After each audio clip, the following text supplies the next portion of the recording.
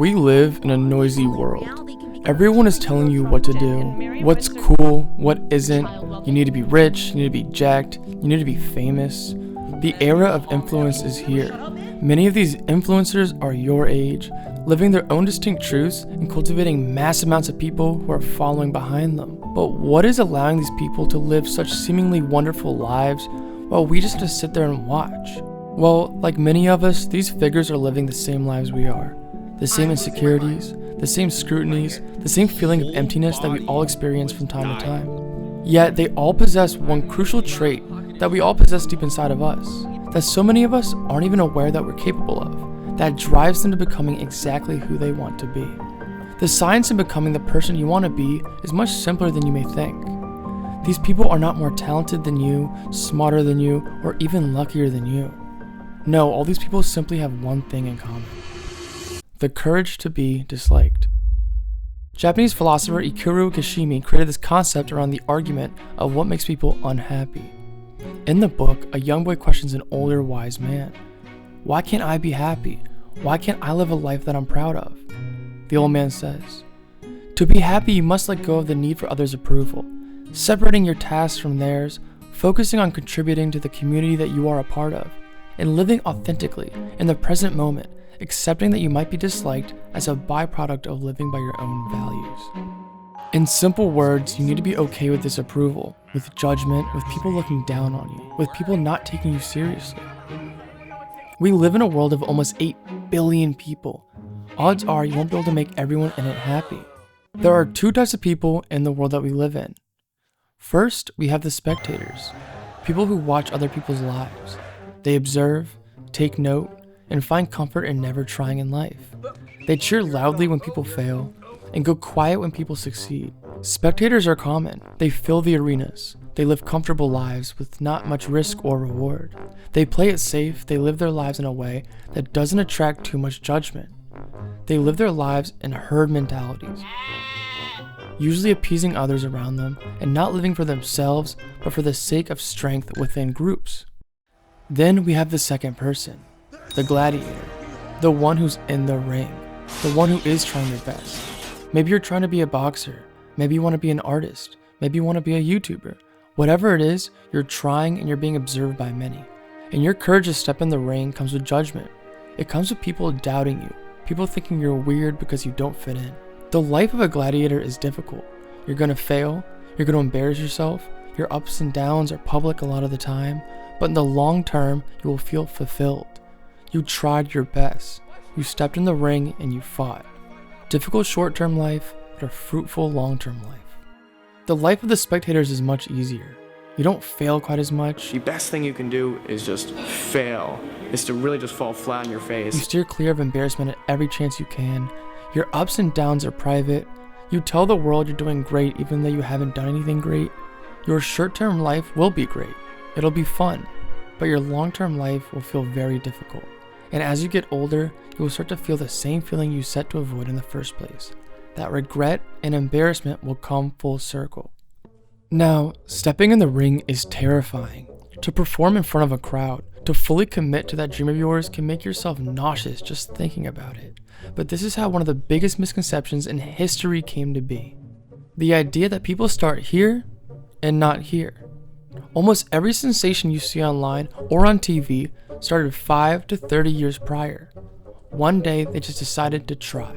Before the Beatles became the icons they are today, they performed at the same venues in Berlin every day for 6 to 8 hours a day, frequently for small groups of people for almost a year. Ryan Coogler's career started with a short film he made in film school that was then recognized at a film festival that a producer saw and funded his first feature. The reality is that you're either trying or you're not trying. You will need to dedicate great time to whatever goal you want in your life either way. You can either start now, no matter how small, or keep putting it off and stay comfortable watching other people who are way less qualified than you living the lives that you want. So how do you start? Well, here's 4 basic concepts that you can implement into your life to begin. Number 1, separate your tasks from others. Your father telling you need to be a finance guru is not your task, it's his. Your teacher telling you that you can't go into sports because you're too fragile is their task, not yours. Your friend that needs you to move into the apartment with them because they need your support That's their task. That is not your task. The moment you can accept that you have your own unique task in life that need to be pursued regardless of how it makes other people feel, then you'll take your first step. Again, read the book, The Courage to be Disliked, if you want to dive into this concept more. But the reality is that you can't pursue what you're meant to pursue if you're too sensitive to other people's opinions of you.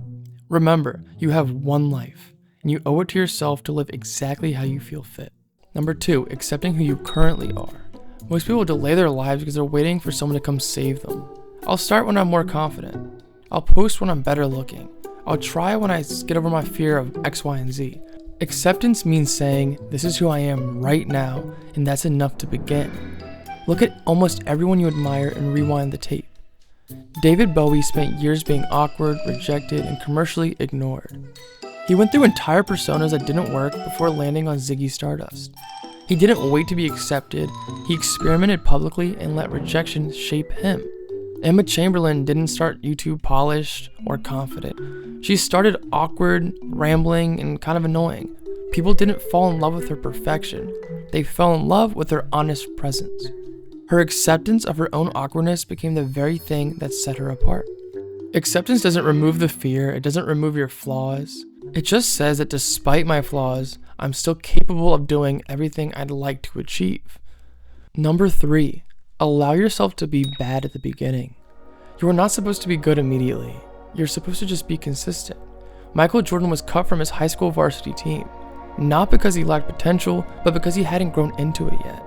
That moment didn't define him, his response did. Self-actualization is not some giant leap. It's hundreds of small humiliations that you get past. Posting the video that gets 12 views, giving an awful speech that people cringe at, performing at a small venue in front of 6 people. Each one strengthens your tolerance for discomfort.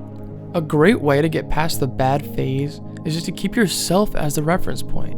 Go into your notes app and write down your progress in whatever it is. Keep note of every single small victory. For example, if you were to start YouTube tomorrow, keep track of your first 10 like video, then keep track of your first 100 like video. Keep track when your video breaks 1,000 views for the first time. Remind your brain that even though you're not where you want to be, you're still doing better than where you started. And lastly, number 4, reframing rejection. Rejection is not proof that you're failing.